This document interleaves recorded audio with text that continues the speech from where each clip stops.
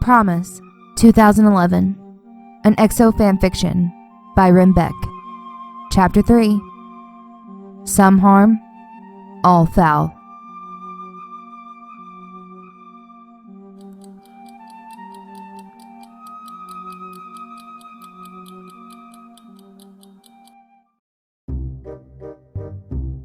Good freaking luck, you crazy, batshit, insane, mental asylum, PSA, Looney Tunes, lost marbled, wizard, psychic, witch, hag, Azuma woman. I swear to God.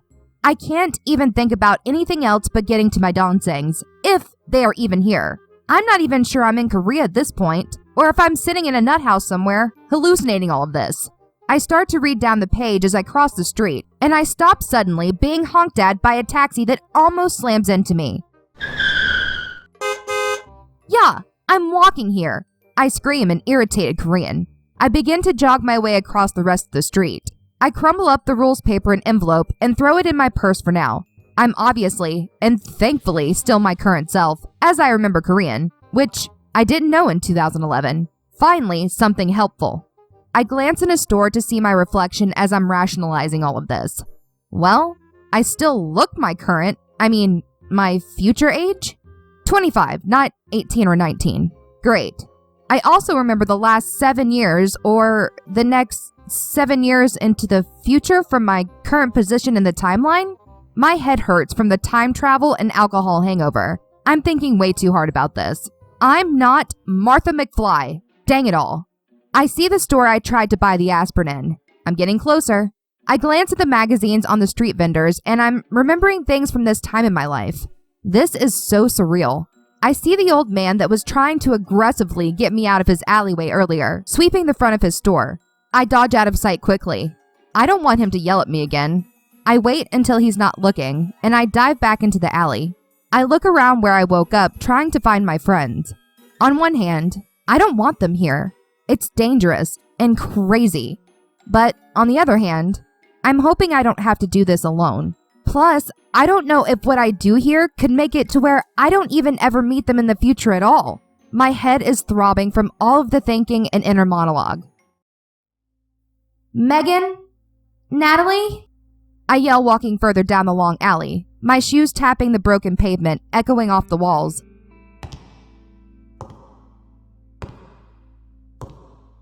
Lexie? I'm beginning to panic the longer I go without finding them.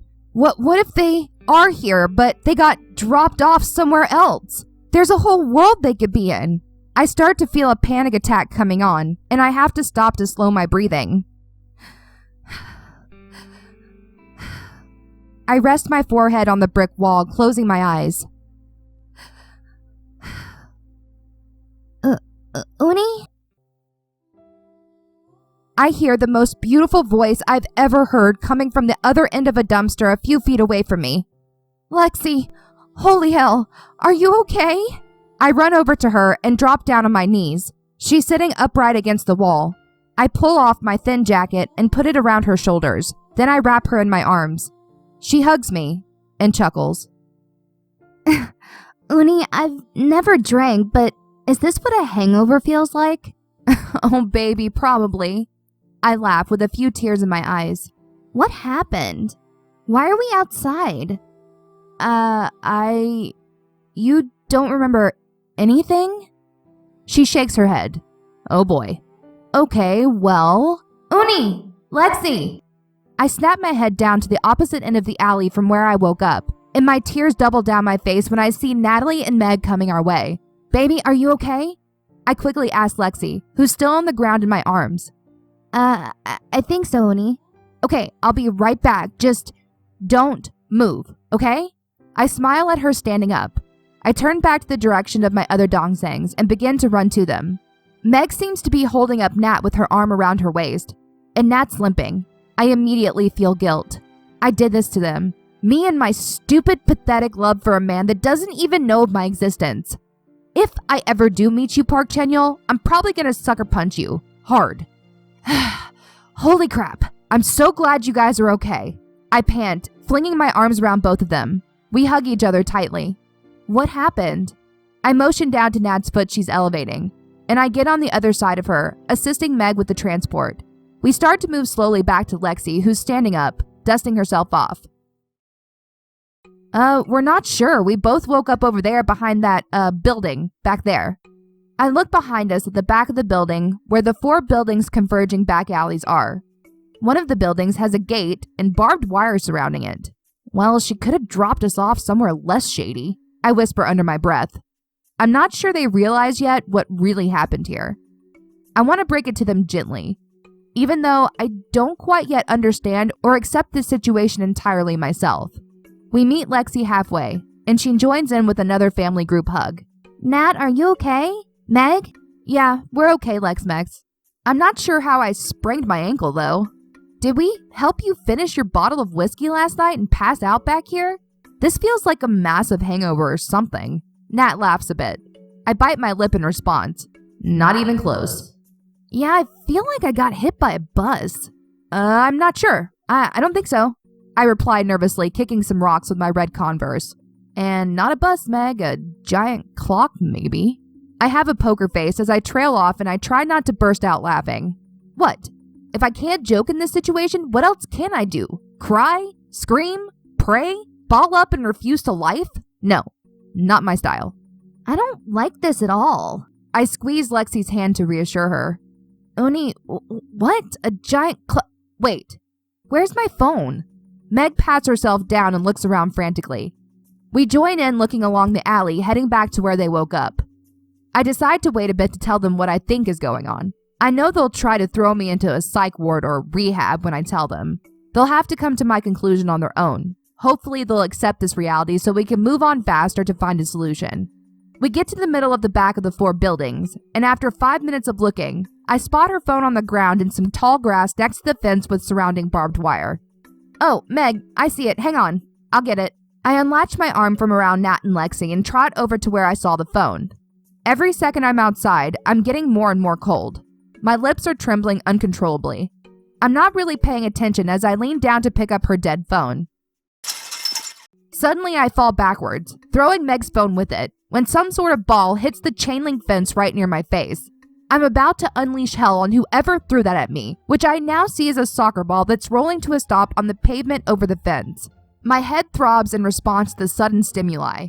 Yeah, Chincha, can't you see I'm on an important cell phone recovery mission? I say to anyone who's listening on the other side of the fence as I stand up furiously, dusting off my behind in black skinny jeans. Oh, I'm so sorry, so sorry, a voice says in Korean from over the fence. I glance over at him and he's bowing profusely. He's got his hoodie over his head, concealing his features. Yeah, you better be, I mumble. 2 more guys run over to him and begin to bow and apologize too. It's fine, really. It just scared me. No harm, no foul, guys. Seriously. I say in Korean, as I'm picking up Meg's phone again. I figure I'll need to speak Korean from now on. At least to the people here from this time. We were just playing some soccer on break. We're sorry again, Nuna. Nuna? Well, thanks for assuming I'm older than you little brats. Really, my teeth are chattering. It's okay. I finally look up and my breath catches midway up my lungs, making me cough and choke a bit. After composing myself, I squint at them. This isn't happening. Aren't you cold? Don't you have a winter jacket? You're already getting sick. The tall, lanky one says, throwing the ball up in the air over and over again. Yeah, I just got into town. I wasn't expecting South Korean winter weather, to be perfectly honest. Do I know you? Fortunately, and unfortunately, I know exactly who they are. Probably not. The smallest of the 3 says to me, I'm Baekhyun, and this is Chris Hyung. He motions towards the tallest, and he's Chenyol. What's your name? Ren Beck, Baekhyun, Ren, I'm Ren. I can't even get out my freaking name in this tornado of a scene.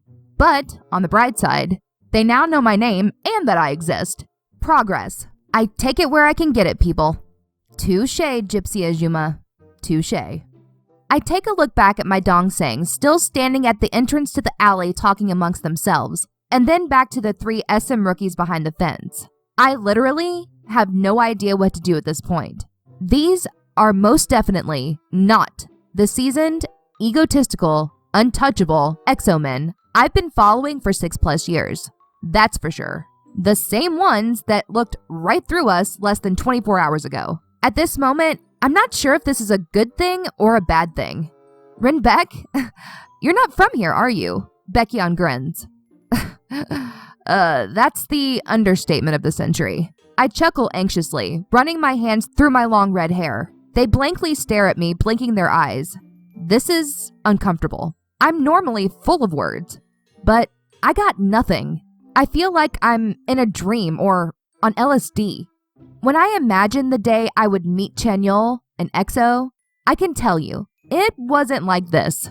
EXO, could you do a girl a favor and stay on the script that's in my head? Lauren Ashley, come on! I look back at the irritated Meg calling me. They won't believe this. No, really. They won't believe this. Who is it, Uni? Lexie yells across the courtyard. What? I quickly spin around, plastering my outstretched arms, back, and legs against the fence to prevent them from seeing who I've randomly met, causing it to shake violently behind me. They are not ready. I'm not even ready. Just some amateur soccer player enthusiast. I'll be right there in a second. Just a second. She nods, turning back to the group. I slowly turn back around, still trying to conceal them.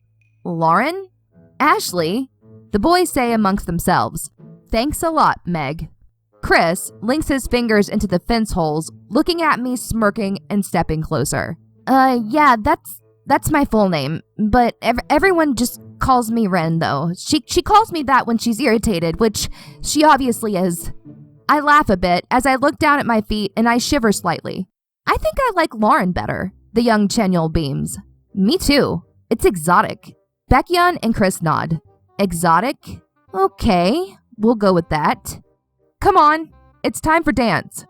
The 3 boys and I look behind them at the double doors, now held open by another young future EXO member. Well, hello, long-haired, crazy cute Suho.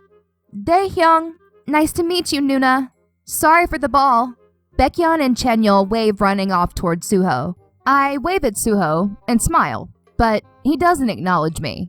He's got a bit of a stranger danger look on his face. That's smart. Keep those sasaengs from, well, being sasaengs. You never can be too careful. My Nuna mode is activated. I shrug, and as I'm about to tell Chris to go and not get in trouble, my vision goes dark as something lands on my head. I hear the young Woo Yi-fan laugh as I pull it off my face slowly, pursing my lips, somewhat irritated. I don't like surprises. Stay warm, Nuna. The barely adult Chris runs off, yelling back at me in English with a smile that makes me blush. Thank you, I yell back at him before he disappears behind the double doors. It's quiet again, with the exception of my friends chatting about 30 feet away and the obnoxious morning birds hovering around. Get lost, will ya? This is no time to serenade me. Do I look like I need to be serenaded by a flock of birds right now? No. I look down, and I bring the hoodie up over my head, then smooth it out. The boy gave me his hoodie. Of course he did. I sigh, biting my lip, and prepare to rejoin my unsuspecting dongsangs. Here's your phone, babe. Oh, thanks, Uni. Who are those kids? Did he give you a hoodie? She looks confused and curious. I don't know, and yes, he said I looked cold, but hey. Anyways, let's go find an ER to get your ankle sorted out, Nat, yeah? I change the subject quickly, looking towards Natalie, and she really does need to get it checked out. I still feel really horrible about this. It's not that bad, guys, but yeah, okay, let's go. I really don't want to miss our flights, Nat says. I have a feeling we'll be waiting for those flights for a long time. I return to Nat's side, assisting Meg in helping her to walk once more, and I grab Lexie's hand again.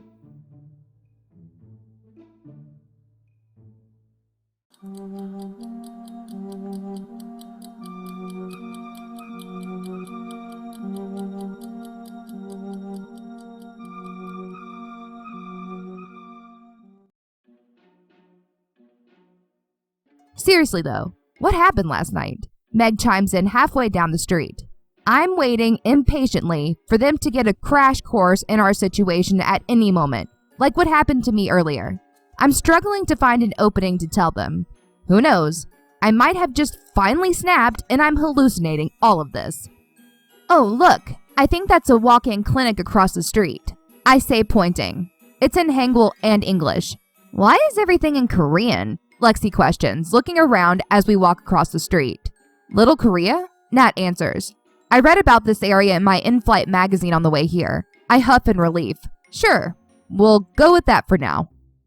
We reach the clinic and I open the door for everyone. A tall Korean woman is standing behind the desk. 안녕하세요, I say, bowing. The others join in my greeting. I'll get you checked in, Nat. Thanks, Uni. I walk to the counter and tell her what we need to be seen for. She hands me a clipboard to fill out. Great. Hangul it is, even though I'm really rusty. I sit down next to Nat and instead of handing her the clipboard, I offer to fill it out for her. Thankfully, she agrees. I fill out what I can and ask her when I don't know the answers to certain questions. Okay, I think that's it. Sign and date here. I hold the clipboard as she signs. I smile at her, getting up, and as I approach the woman, I stealthily scratch out March 19th, 2018 and write in March 19th, 2011. I have got to tell them. After a few minutes, a nurse calls Natalie back to get examined. You guys can wait here if you want. I'll go with her. I help Nat to sit down in a wheelchair the nurse brings over. Meg and Lex nod in approval. Nat and I sit in the exam room waiting for the doctor. I'm praying he speaks English. It's not like we can't understand, but I just don't want Nat to get suspicious when they start rip-roaring in Korean. We're supposed to be in Los Angeles after all. Hey, you okay, Uni? Nat questioned softly. Yeah, I'm okay, I think.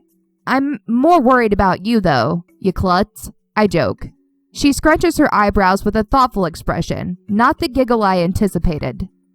Wait, I remember we were in the hotel and Entertainment Korea was on. Didn't Chan and Dara get engaged? Man, you were devastated. After that, it's all hazy. I cringe inside at the thought of the impending engagement, but I hope the fog will clear. After a few knocks on the door, a doctor comes into the room. He begins to examine in Korean, but we talk to him in English. I'm beyond relieved when he picks up on our cue and responds in broken but decipherable English. Okay, we do x-ray now. Be back soon. We bow and thank him. A few minutes later, a nurse comes in to wheel her off to x-ray. I'm alone now. Just me and my thoughts. I decide to pull out the rules letter again. I better get acquainted with this before I attempt an explanation to them. God help me. Help all of us. Here we go. Rules of time travel. I sigh and roll my eyes. Number 1. Do not try to contact your past self or try to meet them. Stay far away from your doppelganger. The consequences could be disastrous. You could consequently end up not existing at all, past or future. Just because you're here, it doesn't mean your past self disappears. I nod my head thinking this makes sense. I'm just about to read the second rule when the door swings open violently. I jump in response. Uni, we need to talk now.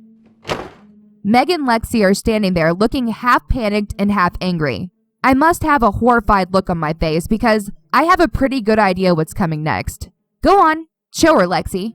Why does my phone say we're in Seoul, South Korea? Lexie pipes up, holding her phone in front of my face. She must have found her charger. I let out a breath I'd subconsciously been holding in. Uni, did you drug us and fly us over here in the middle of the night? Just to what? To try and stop this engagement or something crazy? You know we'd never agree to this otherwise. Meg stomps further into the room with her tirade continuing. Oh. I'm dying laughing on the inside.